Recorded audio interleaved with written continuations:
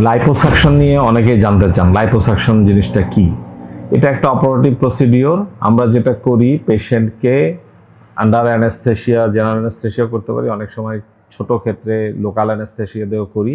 আমরা যেটা করি, আমরা যে জায়গায় আমরা লাইপোসাকশন করব বা ফ্যাটটা সাকশন করে নিয়ে আসবো, সেই ক্ষেত্রে আমরা ওখানে একটা টামিসেন্ট ফ্লুইড ইন্ট্রোডিউস করি। এই টামিসেন্ট ফ্লুইডটা কী করে, ফ্যাটটাকে গলিয়ে দেয় এবং যাতে পেশেন্ট ব্যথামুক্তভাবে আমরা লাইপোসাকশন করতে পারি তার জন্য কিছু ম্যাটেরিয়াল ওর মধ্যে দেওয়া হয়।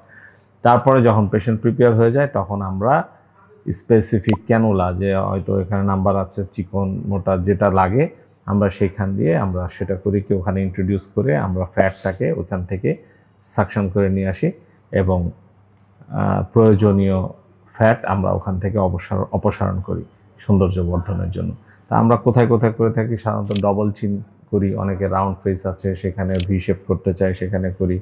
অনেক সময় আমরা লাইপোঅ্যাবডোমিনোপ্লাস্টি করি, থাইয়েও করে থাকি, হাতেও করে থাকি।